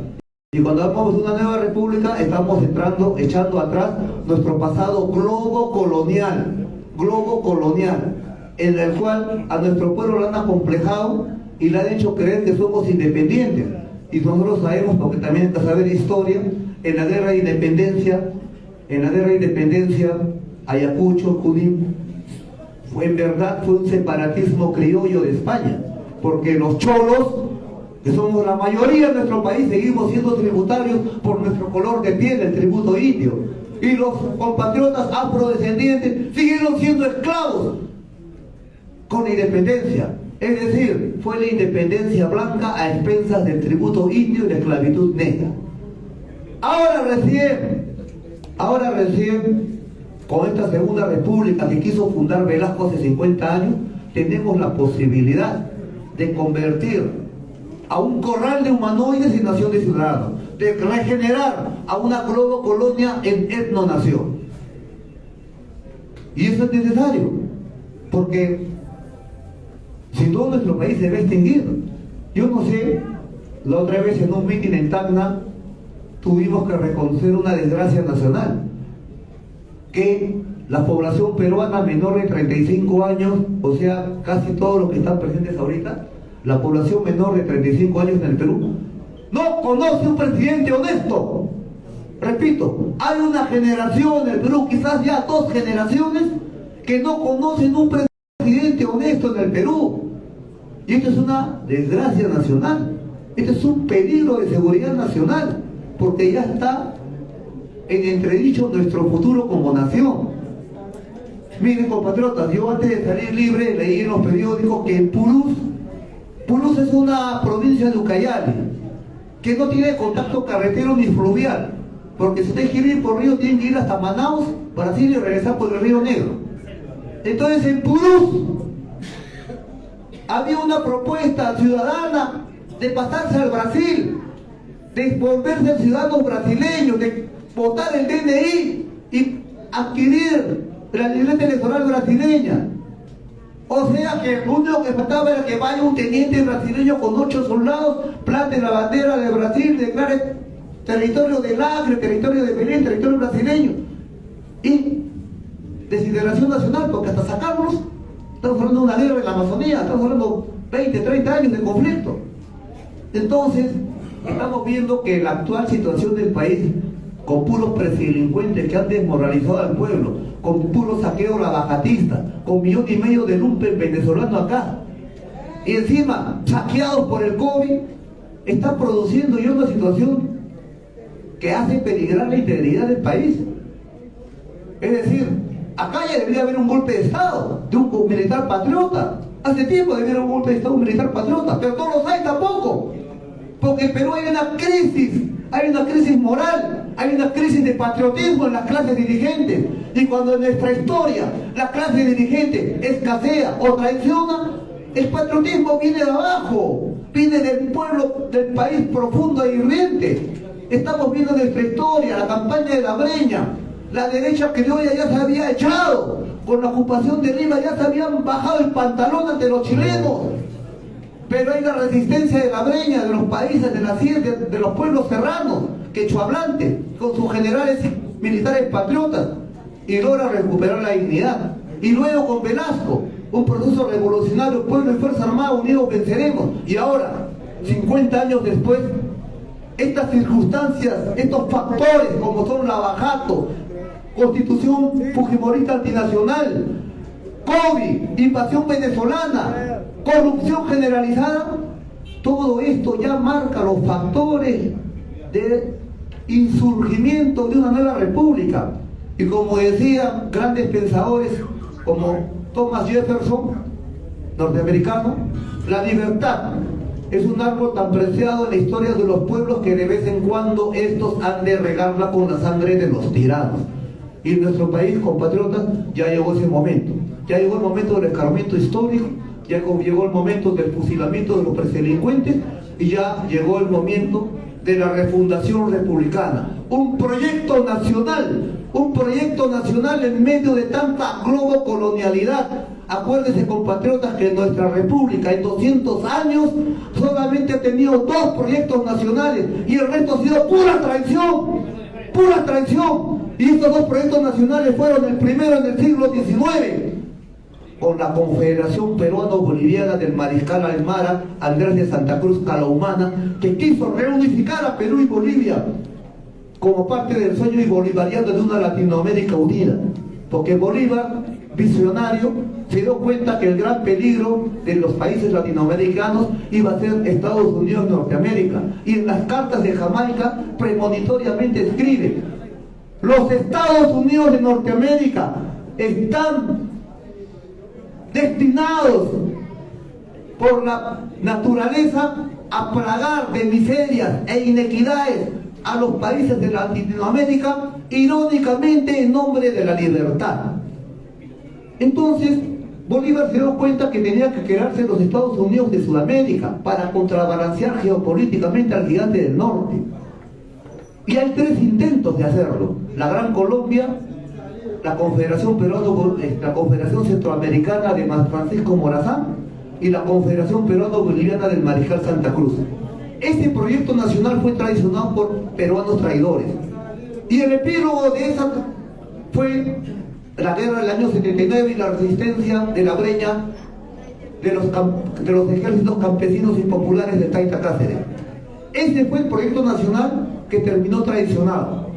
Y en el siglo XX, en tanta traición, el único proyecto nacional fue el general Velasco: hacer un Estado empresario, un Estado poderoso, levantarle la moral al pueblo peruano. La reforma agraria era necesaria, porque en una olla de presión social, que si el ejército no hacía la reforma agraria con Velasco, seguramente Sendero Luminoso hubiera capturado el poder 20 años después.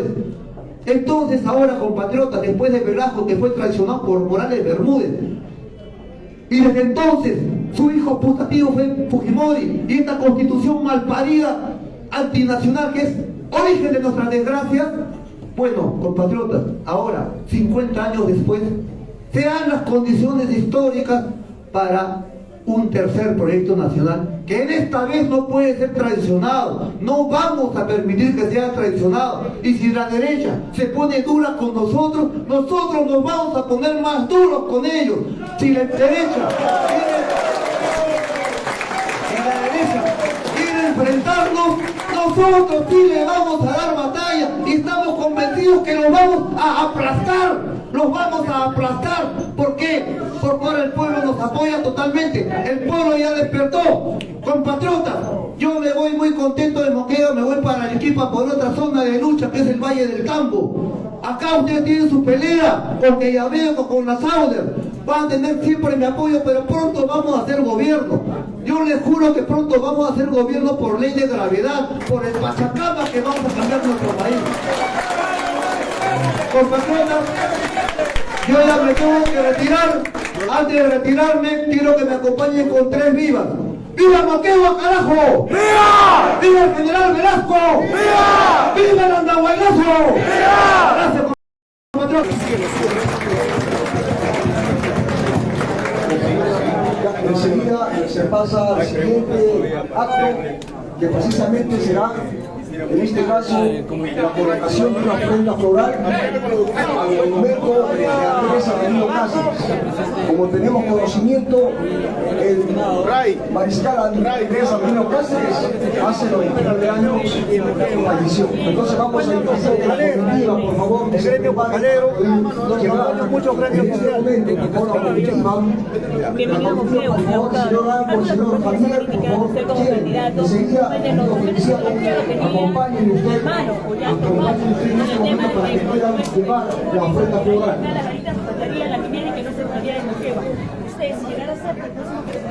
Entonces, por favor, a ver, vamos a ver la forma para poder conducir al mayor, su esposa, la comitiva. Vamos a pedir incluso a la compañera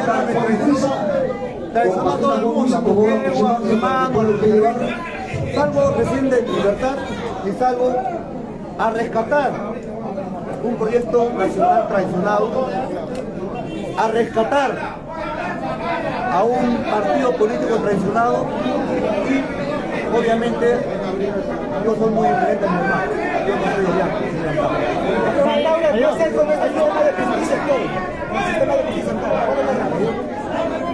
Mire, el Poder Judicial es parte de la debacle por putrefacción interna de la República Criolla del Estado criollo antinacional. Un ejecutivo que produce delincuentes de un tercio, un legislativo que tiene un dígito de porcentual de aceptación de hace un tercio, y un poder judicial que es más apestoso que el ejecutivo y el legislativo. Esa es la desgracia del Estado. Claro, desde el Congreso quieren hacer lo posible para que no pueda llegar a la presidencia de la República. Lo vamos a cerrar, el entero. Ya estoy convocando desde Andahuaylas, Cusco, Puno, Tacna y ahora Moquegua y pronto Arequipa, 500.000 de reservistas, y estamos seguros que en el verano del 2023 vamos a concentrarnos y vamos a cerrar este Congreso. Mayor, respecto a su reparación civil, ¿usted va a pagarlo para que... ¿Cómo? Reparación civil. Ya.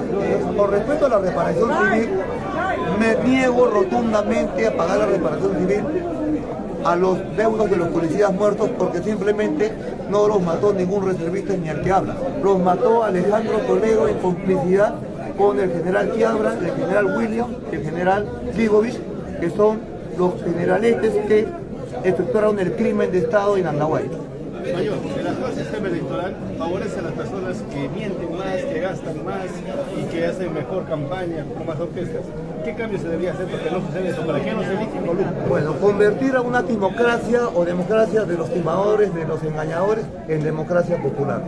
Estamos en una democracia, es una democracia que engaña, y obviamente es en función de una constitución delincuencial.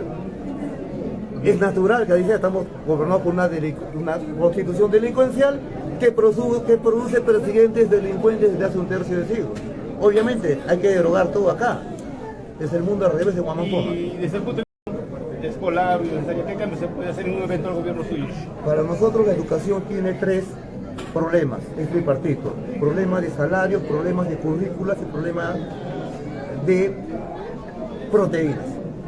Proteínas porque tenemos una población infantil la mitad anémica.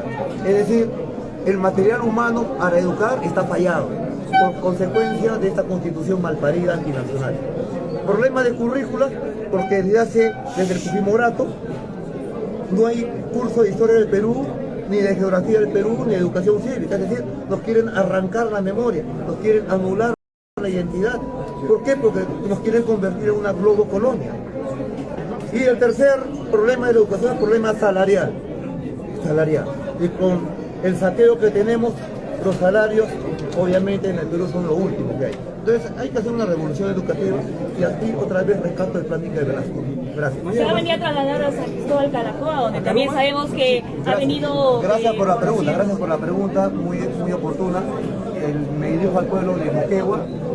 Voy a estar como tengo que estar, ahora que estoy libre, después de tantos años. El 28 y 29 de octubre voy a subir a las partes altas de la provincia de Mariscal Nieto. Voy a estar en el pueblo de Calacoa, San Cristóbal, y voy a pasar por toda la zona del Carú.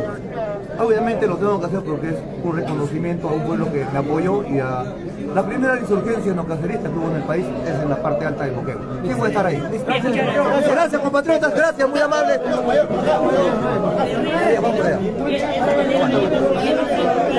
Compatriotas, desde la página oficial de nuestro líder etnonacionalista Antauro Igor Humala-Tazo. Compatriotas, hermanos y hermanas, siempre pues exhortando para poder compartir la transmisión y podamos luchar, hacer la respectiva lucha en las redes sociales. Compartamos en los grupos de WhatsApp, en Instagram, en Twitter, en vuestras historias. Tenemos que contribuir pues, compatriotas. Ahí vamos a hacer una concentración, va a haber un meeting y vamos a expresar nuestra solidaridad con el campeón de ese valle, en contra de la minería transnacional. Las personas que quieren adquirir los libros, ¿dónde los pueden adquirir? Los libros, por ejemplo, que está firmando para que puedan saber más de esto. Los tiene la doctora Carmen Huidobro al teléfono 9972-49579. Bien, muchas gracias. Gracias, Bien,